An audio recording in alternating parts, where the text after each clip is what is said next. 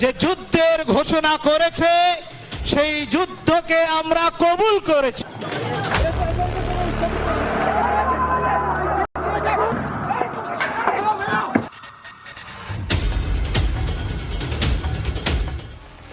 अब बात दीदी के राज्य यानी कि मुख्यमंत्री ममता बनर्जी के राज्य बंगाल की करते हैं। बात वहां पर लगातार हो रही आगजनी, हिंसा, बवाल की करते हैं। ममता बनर्जी के बंगाल में पब्लिक से लेकर पुलिस तक सेफ नहीं है क्या, ये सवाल किया जा रहा है। बंगाल के मुर्शिदाबाद में भीड़ का वो तांडव जिसे देखकर रूह कांप जाएगी। बंगाल के मुर्शिदाबाद में एक बार फिर से वक्फ कानून के खिलाफ में विरोध प्रदर्शन के दौरान जमकर हंगामा हुआ है।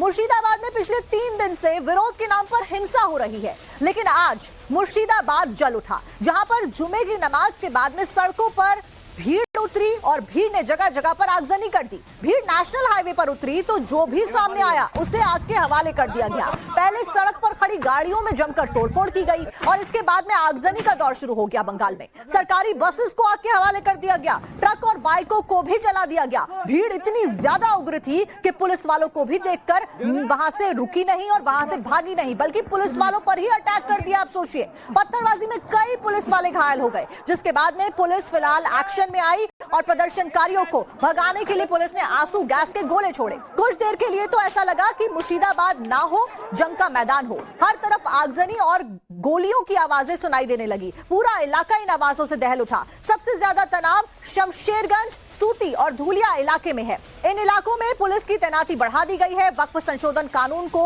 इंडी गठबंधन ने पीएम मोदी के खिलाफ में हथियार बना लिया है। वक्फ संशोधन कानून के खिलाफ में हो रहे प्रदर्शन का केंद्र पश्चिम बंगाल बनता जा रहा है, जहां पर मुख्यमंत्री ममता बनर्जी की नाक के नीचे वक्फ कानून के नाम पर आगजनी हो रही है। बीजेपी तो दावा कर रही है कि पश्चिम बंगाल को ढाका बनाने की कोशिश शुरू हो गई है। यह दावा इसलिए किया जा रहा है क्योंकि वक्फ कानून के विरोध में हो रहे हिंसक प्रदर्शनों को ममता सरकार का मौन समर्थन है, क्योंकि ममता सरकार कोई एक्शन लेती हुई नहीं नजर आ रही है।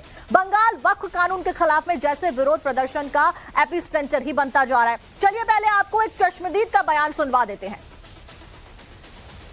को पकड़िए तो नहीं गोदी छर, नहीं तो भेज दे। ममता, तू बहुत बड़ा गलती काम किया है। एक बार नहीं 4 बार किया है। अब तो इस इलाके में पुलिस नहीं थी? अरे पुलिस एक भी नहीं था। साजिर मोड़ के भर एक भी नहीं था पुलिस, एक भी नहीं पुलिस था। आप लोगों को क्या डर है अभी? डर है ना, बहुत डर है, बहुत डर दिखाता है।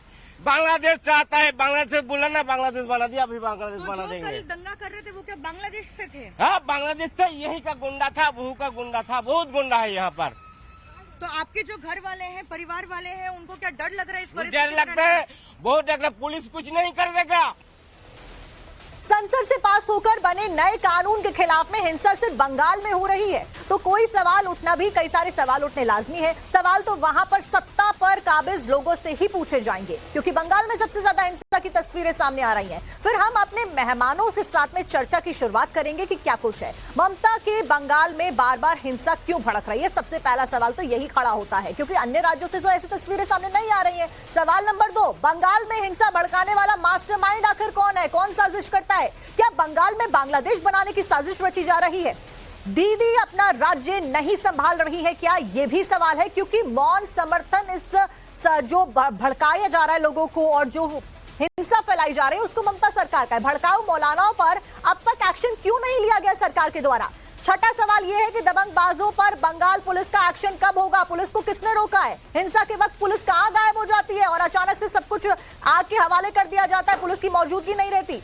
ममता के मंत्री क्यों कर रहे हैं, वो संतुष्ट हैं? क्या कर रहे हैं ममता के मंत्री जितने भी है? प्रदर्शन के बहाने सिर्फ हिंसा फैलाना ही मकसद है क्या? अफवाह फैलाने का काम कौन कर रहा है, ये भी सबसे बड़ा सवाल खड़ा होता है। चर्चा आज इसी के ऊपर करेंगे। इसी बीच हमारे साथ में मेहमान जुड़े हैं। माधवी अग्रवाल, प्रवक्ता बीजेपी, हमारे साथ में जुड़े हैं, बहुत बहुत स्वागत है आपका। सौरभ दुबे, राजनीतिक विश्लेषक है हमारे साथ में। साथ में तौसीफ खान, राजनीतिक विश्लेषक है, आपका भी स्वागत है। प्रेम कुमार जी, राजनीतिक विश्लेषक, हमारे साथ में जुड़े हुए हैं। आप सभी का बहुत बहुत स्वागत है।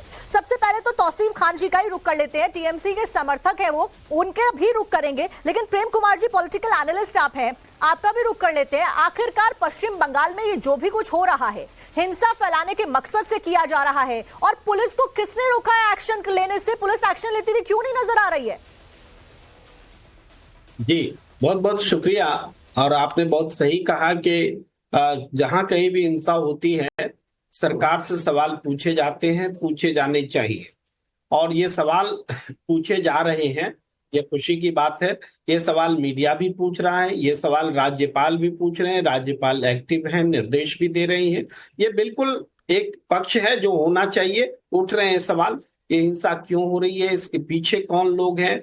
और जाहिर बात है कि जुमे के दिन हिंसा होती है तो जुमा भी बदनाम होता है, शुक्रवार की नमाज भी बदनाम होती है। ये सारी बातें चिंता का विषय हैं।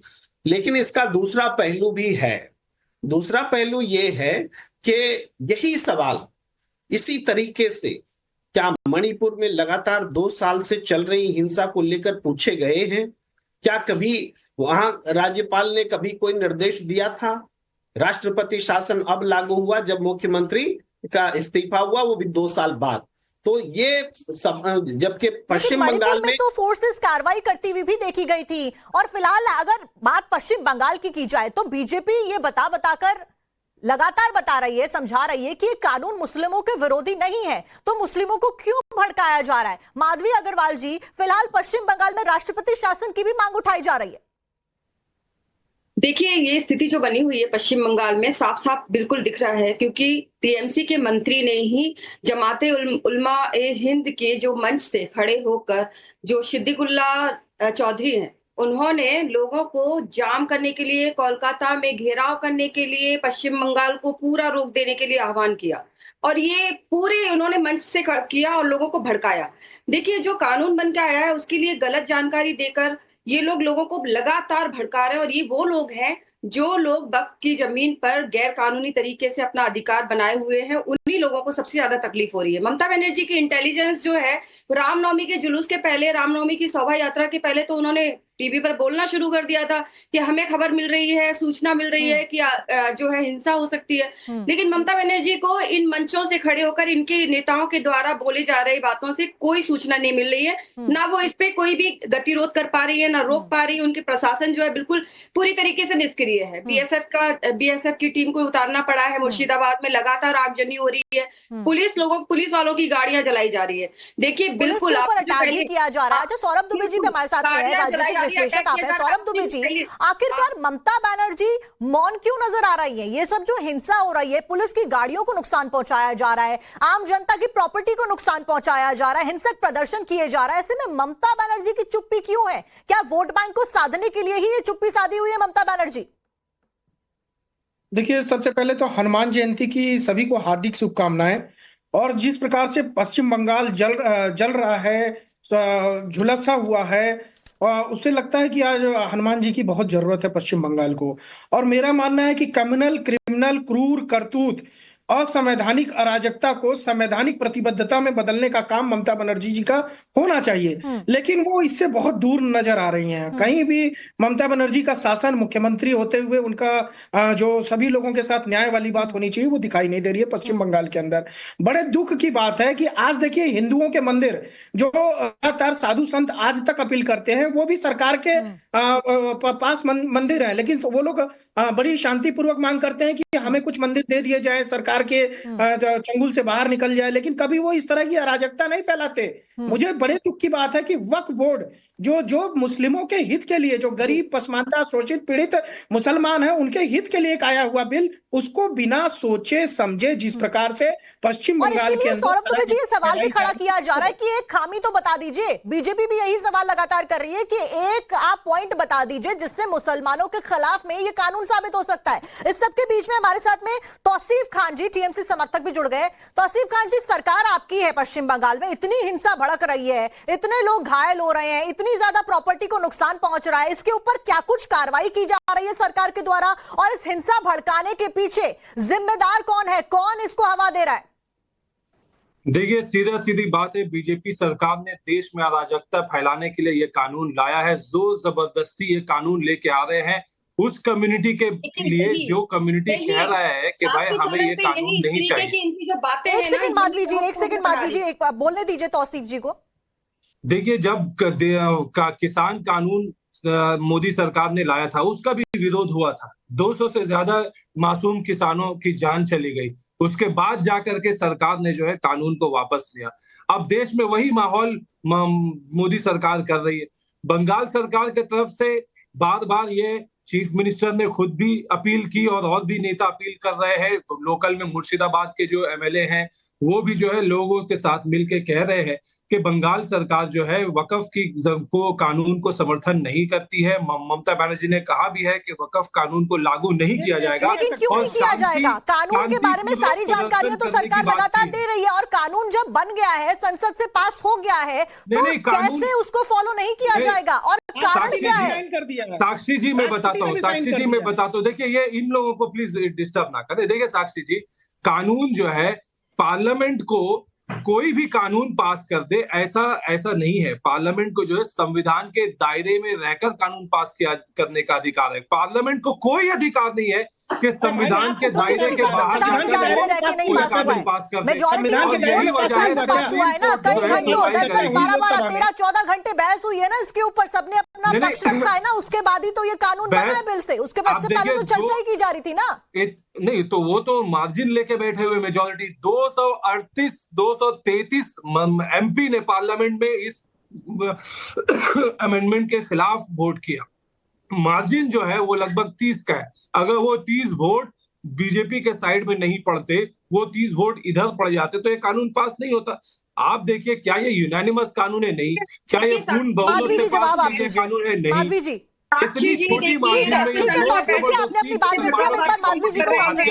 ये पश्चिम बंगाल पूरा आग में जल रहा है, लेकिन इन लोगों को कोई शर्म नहीं है। ये पार्लियामेंट को कहीं पे भी ये कह रहे हैं कि पार्लियामेंट में जो कानून लागू होता है, जो पास होता है, उसका कोई औचित्य ही नहीं है।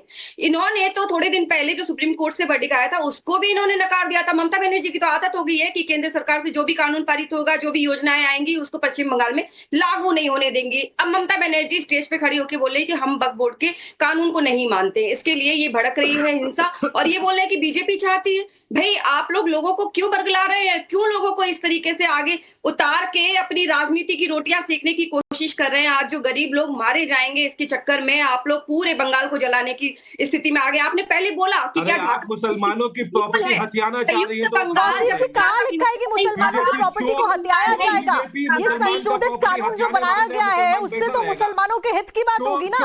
उससे तो अगर कोई गलत तरीके से दावा करता है तो उसको सही ठहराया जाएगा। कोर्ट में अपील करने की जो परमिशन है वो भी मिल जाएगी। शिया, सुन्नी और पिछड़े समुदाय के जो मुसलमान हैं उनको भी यहाँ पर अपनी आवाज रखने का मौका मिलेगा। तो कैसे ये कानून जो है वो विरोधी हो सकता है मुसलमानों के? आप पहले ये बता दीजिए तौसीफ जी। देखिए साक्षी जी, चोर बीजेपी के चोर नेता जो है वो वक्फ की जमीन हथियाना चाह रहे हैं। और कौन से नेता? नाम लेके बात कीजिए तौसीफ जी। बीजेपी ने ये जो है कानून लेके आया ताकि वो जो है इन्फोर्समेंट हो जाए वक्फ कानून का, और सरासर संविधान के प्रोविजन के खिलाफ ये कानून लाया गया। बम बनाते आज सुप्रीम कोर्ट में मामला फाइल हुआ है कि संविधान के खिलाफ आपके मंत्री जेल में है, बेल पर रिहा होकर बैठे हुए हैं, और चोर बनने की मंशा ये है, और झूठे बीजेपी के नेता है, मंशा ये है कि हथिया लिया जाए वक्फ की जमीन को। माधवी जी एक सेकंड तौसीफ जी को बोलने दीजिए, उसके बाद मैं आपके पास आती हूँ, आप जवाब दीजिएगा, लेकिन तौसीफ जी को पहले बोलने दीजिए। और तौसीफ जी पहले तो आप ये बता दीजिए कि इस कानून का जो विरोध किया जा रहा है, जो इतने बड़े स्तर पर हिंसा की जा रही है, आगजनी की जा रही है, क्या वो पॉइंट है जो मुस्लिम विरोधी है इस कानून में, जिसकी वजह से टीएमसी समर्थन नहीं कर रही है संसद से पास हुए कानून का? संविधान का fundamental right article 26, article 14, article 15 और लंबा लिस्ट है जिसकी वायोलेशन में ये कानून है। अपोजिशन के एमपी ने बार बार, चाहे वो गोगोई जी हो, चाहे वो कल्याण बनर्जी हो, चाहे वो समाजवादी पार्टी हो, जितने भी अपोजिशन के लीडर ने खड़े होकर के पार्लियामेंट में गिनाया पॉइंट बाय पॉइंट के कैसे ये संविधान के खिलाफ है, संविधान का उल्लंघन करता है ये अमेंडमेंट। और यही वजह है कि कांग्रेस के नेता हो, चाहे एसपी के नेता हो, तृणमूल के नेता हो, member of parliament already supreme court में केस भी फाइल कर चुके हैं। सुप्रीम कोर्ट ने उसे एंटरटेन किया है, गवर्नमेंट को नोटिस इशू किया है। अब ये मामला 16 तारीख को सुप्रीम कोर्ट सुनवाई करेगी। सीधा सीधी वक्फ की जमीन, खुद बोलते हैं लाखों करोड़ लाखों एकड़ जमीन वक्फ की है, जिसपे जो है इंक्रोचमेंट हो रहा है। बीजेपी उन इंक्रोचमेंट को लीगलाइज करने के लिए कानून ला रही है। तो अगर मुसलमानों की जमीन, मुसलमानों की संपत्ति, जो कि गरीब लोगों की संपत्ति है, गरीबों के लिए जिसको दान किया गया है, ऐसे दान किए हुए। लेकिन बड़ी बात तो तौसीफ जी ये है ना कि जो संपत्ति 8 लाख करोड़ से ज्यादा की जो हेक्टेयर की संपत्ति है जिसको गरीबों के लिए दान किया गया था, उसको गरीबों के लिए इस्तेमाल तो किया नहीं जा रहा। रिकॉर्ड्स कहाँ है? और ये कानून आने के बाद में सब कुछ लीगलाइज होगा, सब कुछ रिकॉर्ड सामने रखे जाएंगे। माधुरी अग्रवाल जी, आपका जवाब इसके ऊपर। देखिए साक्षी जी, अभी इन्होंने कहा कि सुप्रीम कोर्ट में चुनौती दी गई है। अगर आर्टिकल का उल्लंघन हुआ है तो फिर सुप्रीम कोर्ट की वर्डिक्ट का इंतजार क्यों नहीं कर रहे हैं? जब सुनवाई होने वाली तो उसके पहले आप लोग पश्चिम बंगाल को आग में क्यों झोंक रहे हैं? दूसरी बात ये कि आप लोग जो बोल रहे हैं कि वक्फ बोर्ड की जमीन जो दान में दी गई है उसको कहीं से भी किसी तरीके का कोई ऐसा अधिकार नहीं दिया गया है जिसमें उसने छीन ली जाएगी। आप लोग क्या बोल रहे हैं? मस्जिद छीन ली जाएगी, मदरसे छीन लिए जाएंगे, लोगों को भड़का के रास्ते में उतार रहे हैं। यही तो कर रहे हैं आप लोग, जिसकी वजह से पश्चिम बंगाल जल रहा है, क्योंकि आप लोग चाहते हैं कि ढाका बन जाए। मैं बता देती हूँ, संयुक्त बंगाल जब था, बंगाल में विभाजन के पहले यहाँ पर आबादी जो थी हिंदुओं की 41% के आसपास थी। जी आप गृह मंत्री को झूठा नहीं करार कर सकते हैं, आपको संवैधानिक तरीके से हुआ है। और इस तरीके की बयानबाजी किसी चैनल पर देना आपको शोभा भी नहीं देता। आप एक पार्टी को यहाँ पर प्रेजेंट कर रहे हैं, इसका मतलब पूरी टीएमसी पार्टी का आप पॉइंट यहाँ पर रख रहे हैं, और आप ऐसे झूठा नहीं कह सकते गृह मंत्री को। मैं नहीं कह रहा हूँ, मैं कह रहा हूँ गृह मंत्री ने झूठ कहा कि ट्राइब्यूनल के ऑर्डर को हाईकोर्ट में चैलेंज नहीं किया जा सकता। सरासर झूठ का, सफेद झूठ का। और यहाँ पे मीडिया ने, बंगाली मीडिया ने बीजेपी के नेता को पकड़ के पूछा, अरे अगर झूठ है कोई बात तो आप उसको कोर्ट में रखिए ना। अरे ममता बनर्जी नहीं मानती है जब आप लोगों के शिक्षक भर्ती घोटाले के लिए सुप्रीम कोर्ट ने आदेश दिया, उसको भी ममता बनर्जी ने खारिज कर दिया था, ममता बनर्जी ने। तो तैयार है, आप लोगों ने चैलेंल किया है। इस तरीके की भाषा तौसीफ जी आप इस्तेमाल नहीं कर सकते हैं। माधवी जी ने तो आपको झूठा नहीं बोला, माधवी जी ने तो टीएमसी को झूठा नहीं बोला। आप लोग विरोध प्रदर्शन कर रहे हैं, आप लोगों की पार्टी पॉलिटिकली यहाँ पर सपोर्ट एक तरीके से इनडायरेक्टली करती हुई नजर आ रही है। आरोप लग रहे हैं पश्चिम बंगाल में जो हिंसा हो रही है। सबसे पहले एक सेकंड माधवी जी आपके पास आऊंगे, लेकिन सबसे पहले तौसीफ जी आप ये सवाल का जवाब दे दीजिए कि पश्चिम बंगाल में जो हिंसा हो रही है, तस्वीरें दर्शक हमारे देख रहे हैं, इस हिंसा के लिए जिम्मेदार कौन है? क्या कार्रवाई आपकी सरकार करती हुई नजर आ रही है पश्चिम बंगाल में, सिवाय बीजेपी को झूठा करार करने की या फिर गृह मंत्री को चैनल पर बैठ के झूठा करार करने के? देखिए, गृह मंत्री जी को मैंने झूठा अभी भी कहा है, पहले भी कहा, और मेरे अलावा बहुत सारे नेताओं ने जिन्होंने झूठा कहा, क्योंकि उन्होंने झूठ बोला कि वक्फ ट्राइब्यूनल के ऑर्डर को हाईकोर्ट में चैलेंज नहीं किया जा सकता था। पुराने कानून में सरासर झूठ है, आर्टिकल 226 में रिव्यू पिटीशन किया जा सकता था, और गृह मंत्री ने झूठ बोला। अब मैं आता हूं कि बंगाल में जो आगजनी हो रही, इसके जिम्मेदार कौन है? इसके जिम्मेदार गृह मंत्री है, इसके जिम्मेदार भारत सरकार है, क्योंकि उन्होंने जोर जबरदस्ती ये कानून लेकर के आया, जबकि इसका विरोध हो रहा है। कोई जोर जबरदस्ती नहीं लाया है, ज्यादातर मुसलमान इस कानून के हक में नजर आ रहे हैं, और कितने मुसलमान ऐसे हैं जिनको इससे फायदा हुआ है। तस्वीरें हमने अपने चैनल पर चलाई थी जिस दिन बहस हो रही थी लोकसभा और राज्यसभा में, जहां पर महिलाएं फूल लेकर उठी हुई कह रही थी गृह मंत्री को फूल देना चाहते हैं और प्रधानमंत्री को फूल देना चाहते हैं। ठीक है तौसीफ जी, आपके पास भी मैं आऊंगी, बाकी मेहमान भी चर्चा में, उनसे भी बातचीत करेंगे, लेकिन एक बार दर्शकों को वो भी सुनवा देते हैं कि टीएमसी सरकार जहां पर समर्थन कर रही है प्रदर्शनकारियों का, वहां पर जो भड़काऊ मौलाना है, धर्मगुरु है, उनका क्या कुछ कहना है। 2 दिन पहले कोलकाता के रामलीला मैदान में वक्फ कानून के खिलाफ में जमीयत उलेमा हिंद का विरोध प्रदर्शन हुआ था। विरोध प्रदर्शन में बड़ी संख्या में मुस्लिम समाज के लोग भी इकट्ठा हुए। प्रदर्शन में मन से भड़काऊ उकसाऊ तस्वीरें सामने आई और अलग अलग तकरीरें दी गई, गृह युद्ध छेड़ने तक की बात कह दी गई। आपको एक बार सुनवाते हैं। নরেন্দ্র মোদি যে যুদ্ধের ঘোষণা করেছে সেই যুদ্ধকে আমরা কবুল করেছি, লড়াই আমরা ময়দানে নেমেছি। হয়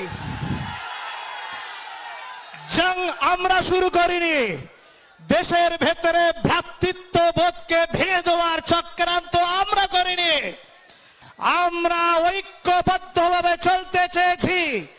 যারা ইংরেজের নীতি নিয়ে ভারতবর্ষের ভাগ করতে চেয়েছে এবং গৃহযুদ্ধ লাগাতে চেয়েছে, তার বিরুদ্ধে সংগ্রাম করার জন্য এখানে উপস্থিত হয়েছি।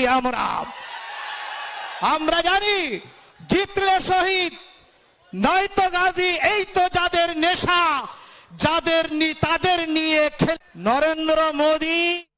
तौसीफ जी, सुना आपने भड़काऊ मौलाना किस तरीके से बयानबाजी दे रहे हैं। कौन सी लड़ाई की बात हो रही है यहाँ पे, कौन सी गृह युद्ध की बात हो रही है, किसने छेड़ा गृह युद्ध? और ये इस तरीके की बयानबाजी इतने बड़े मन से देना, और वो भी तब जब आप एक धर्मगुरु हैं, आप एक पद पर बैठे हैं। क्या ये समाज को भड़काने वाली चीजें नहीं है? और इन भड़काऊ बयानबाजी का टीएमसी समर्थन कर रही है। तौसीफ खान जी, देखिए, जमीयत ने जो है सुप्रीम कोर्ट में भी याचिका फाइल कर दिया है, और अगर किया नहीं है तो अभी तक हो सकता है लिस्टिंग नहीं हुआ है, लेकिन वो करने की तैयारी में है। और ये युद्ध शुरुआत किया है बीजेपी ने, बीजेपी मोदी सरकार ने ये युद्ध छेड़ा है, और ये युद्ध चलेगा, चाहे वो सुप्रीम कोर्ट में हो, चाहे वो उसका सड़क में उतरकर प्रदर्शन करना हो। लेकिन बार बार ये मैं भी अपील करता हूँ, और बार बार राज्य सरकार ने अपील किया है कि वायलेंस की कोई गुंजाइश नहीं है, आप शांतिपूर्वक प्रदर्शन करें, लेकिन आवश्यक रूप से वायलेंस की कोई गुंजाइश नहीं है। मैं बताना चाहता हूं, कुमार जी का रुख कर लेते हैं। तौसीफ खान जी, आप जस्टिफाई नहीं कर पाए इजराइल युद्ध वाली बात को, ना ही इन भड़काऊ मौलानाओं की बातों को आप जस्टिफाई कर पा रहे हैं। आपका रुख मैं दोबारा करूंगी, लेकिन प्रेम कुमार जी हमारे साथ में जुड़े पॉलिटिकल एनालिस्ट हैं। प्रेम कुमार जी, अगले साल चुनाव होने वाले हैं, शुरुआत में ही चुनाव होने वाले हैं, क्या यही कारण है कि टीएमसी लगातार समर्थन देती आ रही है, क्योंकि एक वोट बैंक कहीं दूर पिछड़कर अलग ना चला जाए, इसीलिए टीएमसी ऐसा कर रही है?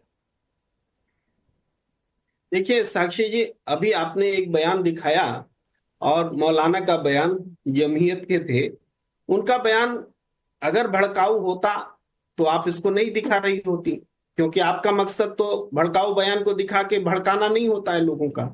तो निश्चित रूप से ये भड़काऊ बयान नहीं है, तभी आप इसको प्रसारित कर रही हैं। देश को जागरूक करना भी तो है ना, देश को भी तो बताना है कि ऐसी बयानबाजी हो रही है, क्योंकि इतनी बड़ी तादाद में लोग हैं वो आगजनी कर रहे हैं। मौलाना भड़काऊ बयान देंगे, उस बयान को आप रिपीटेडली दिखाएंगे तो इससे जागरूकता फैलेगी। ऐसी जागरूकता से तो देश तबाह हो जाएगा। ये पॉइंट है मेरा, हस्तक्षेप है, कोई आरोप नहीं है।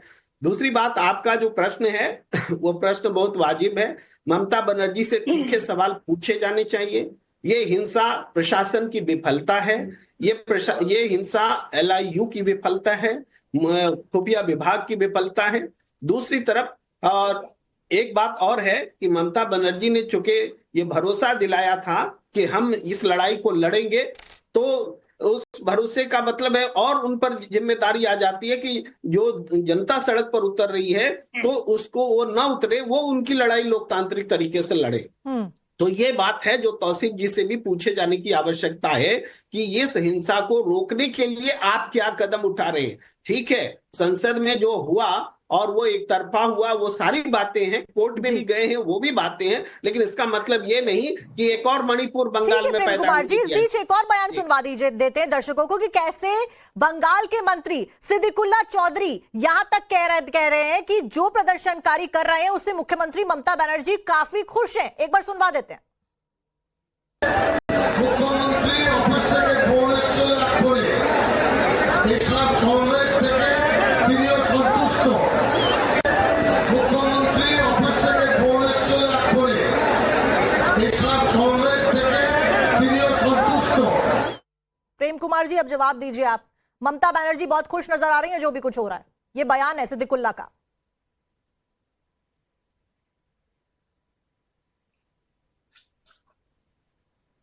आवाज नहीं आ रही है?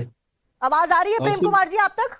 अच्छा, मुझसे सवाल है जी। देखिए, ये जो बयान आपने दोबारा सुनाया कि ममता बनर्जी खुश हैं, तो क्या इसको हम मान लें कि ममता बनर्जी इस हिंसा से खुश है? ये क्या मतलब है इस बयान का? मंत्री बोल हाँ, तो ये एक व्यक्ति अगर बोल रहा है तो ये कंडेमनेबल है कि मुख्यमंत्री हिंसा से खुश होंगी। बल्कि आप अगर इससे अच्छा होता कि तौसीफ जी इसका जवाब देते कि भाई हिंसा से खुश कोई मुख्यमंत्री का, हम तो नहीं मानते। सवाल तो आपसे है, अपने ही राज्य में मुख्यमंत्री है ना ममता बनर्जी बंगाल की, तो इस बयान के क्या मायने कि ममता बनर्जी खुश है? किस चीज से खुश है? आगजनी से खुश है, हिंसा से खुश है, विरोध प्रदर्शन से खुश है, या फिर ये बयानबाजी चल रही है मौलानाओं की? तौसीफ जी, आपकी सरकार है ना ममता बनर्जी की, वहां पर ममता बनर्जी किस चीज से खुश है? अगर हिंसा से खुश नहीं है तो किस चीज से खुश है, बताइए जरा। देखिए, जिन्होंने ये बात कहा है कि ममता बनर्जी खुश है, तो उनसे ही ये बात पूछना चाहिए कि उन्होंने किस कॉन्टेक्स्ट में ये बात कहा। भाई, ममता बनर्जी पब्लिकली अपील कर रही हैं और बंगाल की जनता को संबोधित करके उन्होंने कहा है। से जाके कहाँ पूछेंगे? प्रदर्शनकारियों को कह रहे हैं या फिर हिंसा करने वाले लोगों को कह रहे हैं? किसको कह रहे हैं? अगर आपको सुनाई नहीं दिया हो तो मैं दोबारा भी सुनवा सकती हूँ यही वाला बयान। वो कह रहे हैं ममता बनर्जी खुश है, ये सब कुछ जो हो रहा है बंगाल में क्या हो रहा है जिससे ममता दीदी खुश है? देखिए, सिद्दीकुल्ला चौधरी क्या कहते हैं उनकी बैठ करके तर्जुमानी मैं नहीं करूंगा। ममता बनर्जी ने क्या कहा है मैं उसके बारे में आपको बता सकता हूं। उन्होंने बोला है कि भाई उन्होंने वक्फ कानून को रिजेक्ट करती है, बंगाल में लागू नहीं होने देंगी अमेंडमेंट को, और शांति की अपील की है। वेस्ट बंगाल पुलिस ने कहा है कि सूती और शमशेरगंज तो खुश एरिया में जो किससे जंगीपुर हैं? था खुश वो भी किससे है कंट्रोल ममता में है। बनर्जी? सवाल तो ये है, खुश किससे है? ये हिंसा हो रही है उससे खुश है क्या?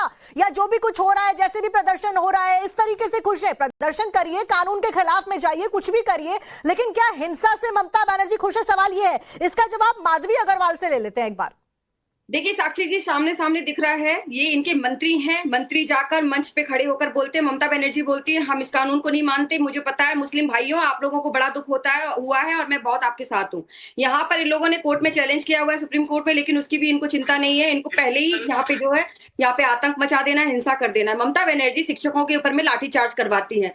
ममता बनर्जी राम जुलूस के ऊपर में जो है वो नियंत्रण लगवाती है, लेकिन इनके ऊपर नियंत्रण नहीं है। भगवा झंडे को उतारने का क्या कारण था, मुझे जरा बताइए। उसको किसने बिगाड़ा था? अगर आप कानून के विरोध में हैं तो वहां पर ये धर्म का झंडा, दूसरे धर्म का झंडा उतारने के लिए पुलिस प्रशासन मूकदर्शी होकर देखती रही, लेकिन इनके लोगों ने कुछ नहीं कहा, बड़े खुश हुए जैसे झंडा उतरा। इनके मंत्री, इनके लोग, इनके मुख्यमंत्री मंच पर खड़े होकर लोगों को एकजुट होने के लिए बोल रही है इस कानून के खिलाफ में, और यहाँ पे हिंसा भड़क रही है पूरे देश भर में सबसे ज्यादा। ये बिल्कुल ये झूठ बोल रहे हैं, सामने बोल रहे हैं। जब आप लोगों को ये, आप लोग के प्रशासन क्यों निष्क्रिय है, क्यों बीएसएफ को उतरना पड़ा है आज मुर्शिदाबाद में? इंटरनेट बंद करके आप लोग चीजों को छिपाने की कोशिश कर रहे हैं। यही आलम आप लोगों का उत्तर प्रदेश में बंद होता है। हर स्थिति में आप लोगों का यही आलम होता है। डॉक्टर जब बैठ के शांति प्रदर्शन कर रहे थे तब आप लोगों की 8 तारीख को हिंसा होती है मुर्शिदाबाद में, उसके बाद 10 को भी ऐसी तस्वीरें सामने आती हैं, 11 को भी ऐसी तस्वीरें सामने आती हैं। प्रदर्शन करना ठीक है, शांतिपूर्ण प्रदर्शन करिए ना। ये प्रॉपर्टी को नुकसान पहुंचाना, सरकार की चीजों को नुकसान पहुंचाना, लोगों को परेशानियां पहुंचाना, ये किस तरीके की हिंसा होती है? और इसके ऊपर सरकार क्यों चुप है? सरकार क्यों नहीं कुछ बोल रही है ममता बनर्जी की? उल्टा आपके मंत्री तो जाकर कह रहे हैं कि हम बहुत खुश हैं ममता बनर्जी। किस चीज से? वेस्ट बंगाल पुलिस ने स्टेटमेंट जारी किया है कि सूती और शमशेरगंज एरिया जंगीपुर जहां पे प्रदर्शन हो रही थी वो कंट्रोल में है। जो भी अनरूली मॉब थे उनको डिस्पर्स कर दिया गया है, हाईवे जो है क्लियर है, और स्ट्रिक्ट एक्शन लिया जाएगा उन लोगों के खिलाफ जो लोग जो है इसमें शामिल थे। रेड किए जा रहे हैं और लीगल एक्शन जो है लिए जा रहे हैं। और इस बीच उन्होंने, वेस्ट बंगाल पुलिस ने अनुरोध किया है कि ये र्यूमर्स ना फैलाया जाए, ये अफवाहें ना फैलाया जाए। जो बीजेपी के जो नेता हैं जो अफवाह फैलाने का काम कर रहे हैं, उनको भी ये आदेश है कि वो अफवाह ना फैलाएं, उन्हें भी अरेस्ट किया जाएगा। अफवाह आपने बोला, क्या अफवाह फैलाई जा रही है? बीजेपी ने कानून पास किया और बीजेपी अफवाह फैला देगी? हनन हो रहा है। बंगाल बीजेपी नेता, और जैसे अभी आपके स्क्रीन में बैठी हुई है बीजेपी के स्पोक्स पर्सन, ये कह रही, देखिए अभी मैं आपको एग्जांपल देता हूँ। बंगाल के बीजेपी के जो हेड है, बंगाल बीजेपी के जो हेड है, चीफ है, वो कह रहे हैं कि हिंदुओं को टारगेट किया जा रहा है। अब ये झूठ है या नहीं है, मैं आपके स्पोक्स पर्सन, बीजेपी के स्पोक्स पर्सन से पूछ रहा हूँ। ये लोग, अभी आप कह रहे हैं कि ये लोग सड़क पर उतर कर प्रदर्शन कर रहे हैं, सरकारी प्रॉपर्टी को नुकसान पहुंचा रहे हैं, पुलिस को टारगेट कर रहे हैं। अब इसमें बंगाल बीजेपी के जो चीफ है वो कह रहे हैं हिंदुओं को मारा जा रहा है। माधवी जी, आप एक बार जरा जल्दी से जवाब दे दीजिए, उसके बाद मैं सौरभ दुबे जी के पास भी जाऊंगी। मुर्शिदाबाद में जो लोग हैं वहाँ हिंदुओं की भी आबादी है, हिंदू डरे हुए हैं। हो गया स्टार्ट हो गया ना। इसे कहते अफवाह फैलाना। और ये जैसे लोग पैसे लेकर के अफवाह फैलाते हैं, बहुत ही दुर्भाग्यपूर्ण बात है। ऐसी पैसे की कमाई आप पैसे लेकर अफवाह फैलाई जा रही है, तो पैसे लेकर पैसे लेकर सवाल तो यही है ना कि आखिरकार कौन है जो इस हिंसा को हवा दे रहा है? कौन है जो इसका मास्टरमाइंड है? आखिरकार बंगाल को क्यों भड़काया जा रहा है? बंगाल को क्यों जलाया जा रहा है? क्या वोट बैंक और तुष्टीकरण की राजनीति के लिए सब कुछ किया जा रहा है? सबसे बड़ा सवाल तो यही है। इस बीच सौरभ दुबे जी से भी मैं समझना चाहूंगी। सौरभ दुबे जी, क्या कुछ कार्रवाई अब बंगाल में होती हुई नजर आएगी? मुर्शिदाबाद से आए दिन ऐसी तस्वीरें सामने आ रही हैं, फोर्सेस की तैनाती कर दी गई है। देखिए, सांप्रदायिक अराजकता से संवैधानिक प्रतिबद्धता का अपहरण करने की कोशिश की जा रही है पश्चिम बंगाल में। और अगर जो लोग कहते हैं कि अमित शाह जिम्मेदार हैं, तो आप पश्चिम बंगाल में ममता बनर्जी को बोलिए कि इस्तीफा दे दे मुख्यमंत्री पद से, और वहां राष्ट्रपति शासन लगा दे, और उसके बाद देखिए कि किस तरह से इसको शांत कर दिया जाएगा।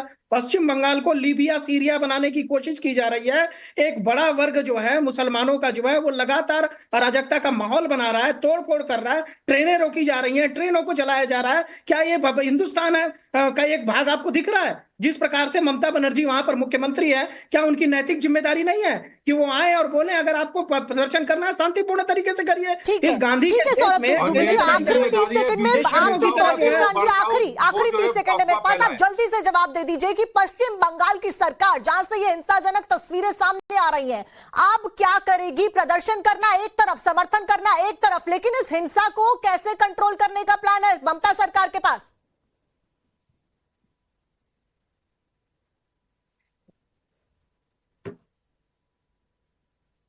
तौसीफ जी, आप तक आवाज पहुंच रही है? अच्छा, आपसे सवाल है।